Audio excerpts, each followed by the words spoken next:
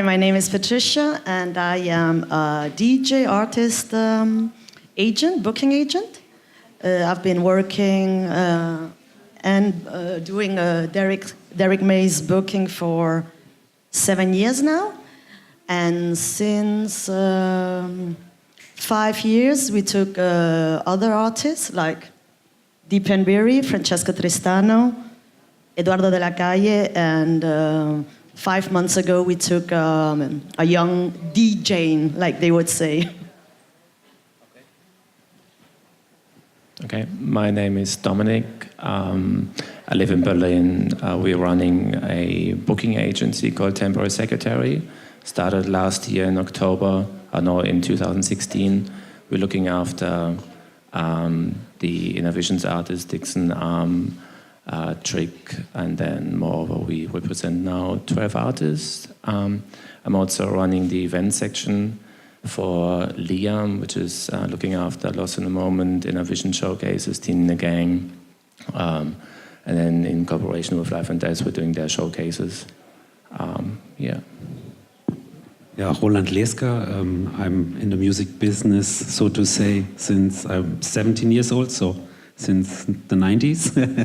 And I'm an investor in some companies. I also started some booking agencies. I sold all my shares, so I'm now only doing a record label and a publishing company. But yeah, I'm happy to contribute. Okay, very cool.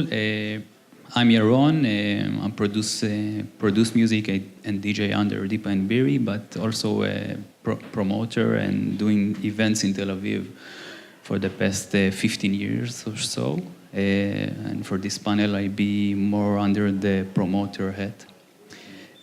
So let's start with the topic which I think is the most talked about lately, and there have been a lot of articles and talks about it. And it's basically the jump in the fees of the, let's call it A-list DJs. When it comes to a point that now this kind of DJs earn fees that underground clubs cannot really book artists they used to book because the fees are super high, and the kind of DJ that grew up from the underground scene now kind of disconnect from the base. And before I ask you about your artist, I must say, knowing personally Derek, Dixon, and M, these kind of artists that are really important to them to maintain relationships with clubs and smaller venue, even if they earn different kind of money. So I would like to start with you, Dominik, and ask you, how do you manage requests and how the artists manage this kind of situation of the fees going really high, and some promoters cannot pay, and some you get really high offer, I guess, from the other hand?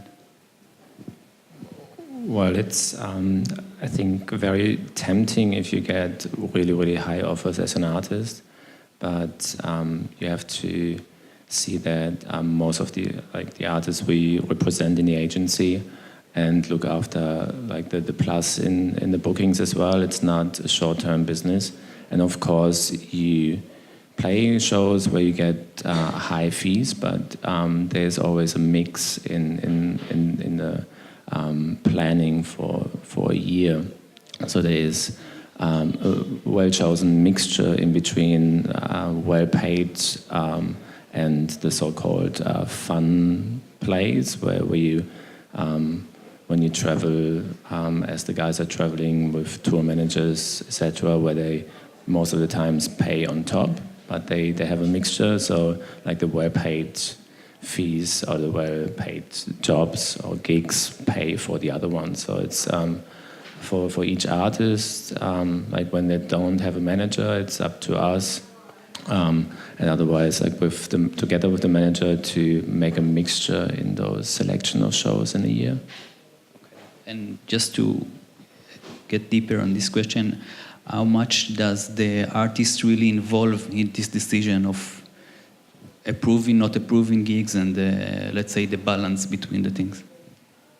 It's depending on the artist, how much he wants to be involved and how much he trusts his agent or manager, but looking at the artists we present, it's probably like a 80% rate where they really want to be involved in the decisions, and the 20% it's just like fixed in a year and they don't want to be bothered. It's more or less like for the big players we have.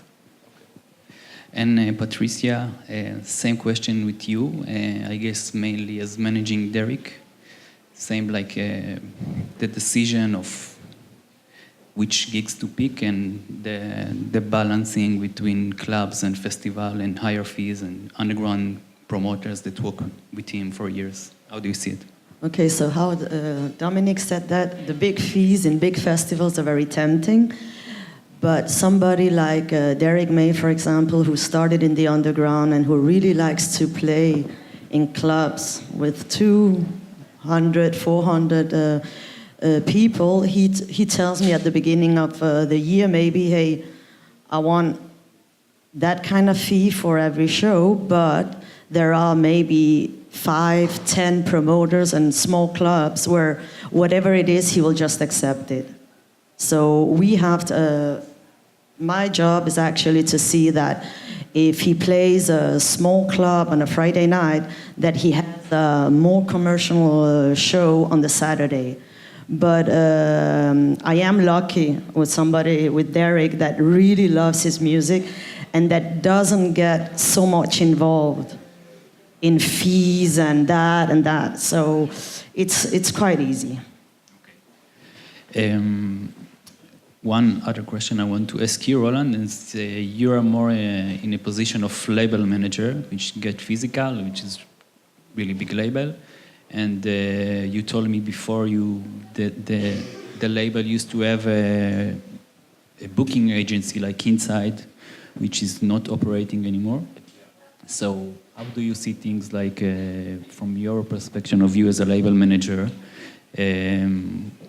I don't know, to run a booking inside a booking agency or not, or how things changed from your perspective of view in the last few years? It's a good question. I mean, the thought process to where I am today is it's just based on a long year of doing all different things. And for me personally, the answer is very easy. I, at one point, decided that I only want to do what I'm like really very good at, and I don't want to do anything else anymore. And that's releasing music and working with, you know, producers and leading a small team, just focusing on that on a worldwide level. And the market situation is very positive and it's getting better from my perspective. I have to contradict what has been said before, especially the streaming services are doing a very good job already and it will be better in the future. And so this decision made me to look into the numbers of my company setups, and you know, if you look into this booking market, I think that's the market everybody is like focusing on, and some people are also trying to do events, and some DJs try to do their own events and festivals as well, because there is a lot of money, of course, and of course that's what a DJ wants to do. He wants to play, right? And he wants to be admired, and he wants to, you know, be a pop star in this kind of thing, which has happened in a couple of last 20 years. But to be successful in this area, you have to be like very, very good as well. And you need to have, at least if you start a booking agency, at least one strong brand name, so to say, leading you into getting all these bookings. Anyhow, we heard that before. Nowadays they just ask for a artist, but who's supporting the so-called B or C or upcomers? I don't really see that happening. So, you know, for me, I was looking into the numbers and then I saw all the trouble involved, and wow, that's loud. And I wasn't able to run the booking agency myself. You need a really good agent, somebody who's really good at it, yeah, and working for it like 24 hours, 7 days a week. And the agent who was working for us is very good agent. He's been there since a long time, and I was paying his salary and doing the administration. At the end of the day, I mean, we had a big turnover, but you know, the numbers just leveled out at zero. So I asked him if he doesn't want to do it on his own again, and you know, we stay friends. He takes a profit, and that was the only way actually to motivate him to take care of some of the artists which were important for me from a label perspective. So otherwise he would have just gone somewhere else because you know there's a high demand for very good agents because there aren't many which are that connected and know how to do the business, and you know everybody likes them and so on. So that was the decision. I think you know doing this booking job is like the toughest in this whole industry, and I really respect that a lot, and I think you know that's why I don't do it myself anymore. Yeah. Okay, cool. And one more thing which I'm really curious to ask Dom and Patricia is how do you see Tel Aviv from your point of view from outside, like from, I don't know, from what's going on? You visit here a few times and you work with promoters, and how do you see it, like comparing to other cities, or if you have any insight or something you can say? Well, for me, it's the first time here. Of course, that working with you, I already had some interest, and I've been also doing some research, and I see now, I mean, maybe because I pay more attention of what is happening here, I see that in the past 2 years, things are going very quick. There are party names from Europe that come. I mean, I saw that in March we have Circo Loco, and it's all evolving. So I believe this can be a strong base for our industry in the future. Cool. Well, I have two approaches, like my personal approach, which is every time I arrive at the airport, I get pulled out at the security check, and I have to wait for 1 to 4 hours because of my middle and last name, and maybe a Turkish stamp in the passport, even though it's German. It's a normal security procedure. I say, okay, that's the last time. It lasts for a half an hour, and then I'm very, very happy to be here, and always want to come back the next day after I left.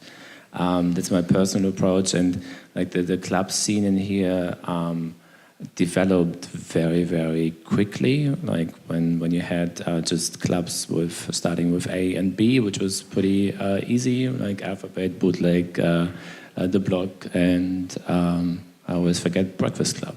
And then like you have more and more and more. Luckily, they're also starting with B, and then maybe with C, and it's easy like with the brands who are coming after. I mean, we have our artists playing at least once a year, like the big ones, because of their touring schedule, which doesn't allow more than 1, maximum 2 shows in one city in a year. And the smaller ones, they like to come here all the time after they've been here for the first time. And we also gonna do an event on Purim with Lost in a Moment, which is like the highest like exclusive brand, which doesn't make money, but like to bring this brand to a country where everything is very expensive, especially when you speak about production, security, and then DJs who earn normally a lot of money for the shows when they play somewhere else, they come for a date in a territory where they have a high demand but play a show where they don't earn money, which is then like the other side of the medallion. And that shows me that the interest in the scene from all our artists, as well as from like the like all the brands we have, is very, very high when it comes to Israel or Tel Aviv in general. Like Tel Aviv is, I got asked a question yesterday by a good friend of mine, like how my approach is to Tel Aviv, and I think it's like, well, excuse me, but that was my words yesterday to a friend of mine. Tel Aviv is pretty ugly, but the vibe is amazing. So when you compare Tel Aviv with cities like Rome, Madrid, Barcelona, or Paris, like they're very, very beautiful, but the vibe is not equally as high or amazing as it is in Tel Aviv.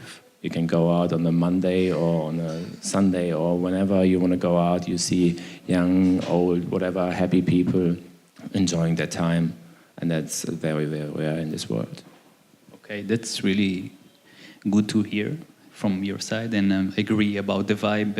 Also, as an artist, I got to play a little bit outside Tel Aviv in the last 2 years, and I really started to appreciate what we have here. It's really special. What I wanted to ask, also, I want what I can see, the evolution of things here is also really fast, and I remember days we were booking 2007-8 guys like and Dixon and Ben Clock, which was starting to get big in Europe, but we never mind how strong PR we were doing, we would get like 200 people, 300 people, and it was very tough. Nowadays, this DJ can fill open airs, which is amazing to see the development. And also, it's good news to hear about Lost in the Moment coming to Tel Aviv and some new brands. I wanted to ask each of you, because you're also involved with labels, not only the artists. How is it for you to run a label-based event? Is it like something you focus on, or something you try to promote more than normal nights? And how do you see it from your perspective? Patricia? I'm not sure how many label showcases Derek is playing, but it's still a fair few, right? Well, we would love to do more label events, but as Roland was saying, it's just a lot of work. And nowadays, I mean, we have tried in the past to do label parties, but then it's really about just the music, what we feel. All the artists that are in the booking agency have also released for Transmat, so it's more like something we really want to do. 2 years ago, I think that we started also doing Transmat Gets Physical. We did it in Mexico, we did it in ADE. So I do believe that this is more something we do for ourselves and enjoy the music than for anything else. Because, I mean, I'm talking about our experience. I'm sure that other labels make a lot of money, and promoters are super interested in having them. But for us, it was really a nice party, nice people really enjoying the music, coming for the artist. That's it. So it's not something. I mean, I'm alone with 2 assistants in the agency, and it's just too much work for what it brings for everyone. I see. And Roland, how is it for you from Get Physical side? It's a good question, and I could give you a very long answer about the last 16 years. We have 4 minutes, so. Okay, 4 minutes. I make it short, or try to. Of course, if you like a young producer and you want to be successful in this field as a DJ, as well, or mainly, and you produce to become more popular, if you sign to a label like one of ours or some of the other ones out there, the hope, of course, is there in the mind of the person signing with the label, that then they will also be booked on label showcases. I understand that hope. On the other hand, as we know, if you talk to a club owner and you tell him, hey, I want to make a label show party, and can you give me some money in advance to make it happen? Then he asks for the big names again, because he wants to have people coming into the club. That's very simple. The big names pull the people, the small ones don't. So that's the dilemma where you are, because if you sign new talents and you want to make label showcases to make them bigger, then you don't really pull people. So again, it's this contradiction which we also heard earlier. It's all about the A artist, and there are too many artists, I think, around anyhow, and it's a big fight. So what we decided to do is, hey, we just do it for fun. And we tell everybody, sorry, I would love to book you, but it's not possible. And so we do maybe 3 a year or 4 a year, and we do 1 in Berlin every year, and we do it at the same location with the Watergate guys, because we are friends, it's easy, they serve a nice barbecue, and it's just for fun. And we play, everybody plays. And last year we had too many DJs. They were all in Berlin. All of a sudden, they were like, "Hey, you do a label party," and then what do you say? No, you can't play. It's like, it's a diplomatic dilemma, isn't it? So what we did is we really filled up the lineup. I didn't play, for instance, and the Mandy guys played just like, I think, an hour or something to give as much space as possible. But then the musical direction of that night wasn't very good, actually, because none of them really got into the flow. But it was fun. And then I still had like 4 more DJs to sort out. One nice guy from South Africa, 2 guys from Brazil. So what we did, we just called Sisyphos and told them, "Hey, we have so many DJs, can they play on a Sunday?" So, so we positioned them everywhere, and we just had a fun weekend, and everybody was happy at the end of the day. But I think it's not the label's obligation to make them happy with gigs. It's just not possible in this environment anymore. If you would want to do it, I think you would have to own your own club or something, or really have your own shares in a festival where you can make this decision, because it's like it's a financial risk as well. And I mean, a label like Innervision, of course, it's a huge brand. And I think there again, even if they're like distributed by the Innervision distribution, there's this hope to play or being booked by you. I don't know how it is, but difficult thing. Yeah, we can close the panel, just give to Dom the option to talk about it, because Innervision is like, I think, one of them, probably the most developed labels that doing their own events, and there are people are working only on this, right? On your. Well, like we have, as I start, well, like where do I start? Like there were so many points I got sidetracked by when you said too many DJs played for your event, and I was like, well, they didn't release on your label. Too many DJs. Actually, they did. Yeah? Yeah. But Derek May, I guess. Yeah. Well, okay. Anyway. You're talking about too many DJs. Yeah. No, he said there are too many DJs. Oh, sorry, not too many DJs. Then I was like, okay, where do I start? Would be nice to sign them. Do you have a contact? Like, where's your problem to fill the club? Okay, like, of course we are like. Even though we just started the booking agency last year, I'm in a comfortable situation that I found, like from the start, like 2 amazing bookers who work with me on the team, and then as well like people doing admin, logistics, assistant stuff, accounting, and an end. And the other part is like the events. We, of course, have the Innervision showcases where we continuously have the discussion about whether we really want to have Innervisions, the label, as the brand for a show.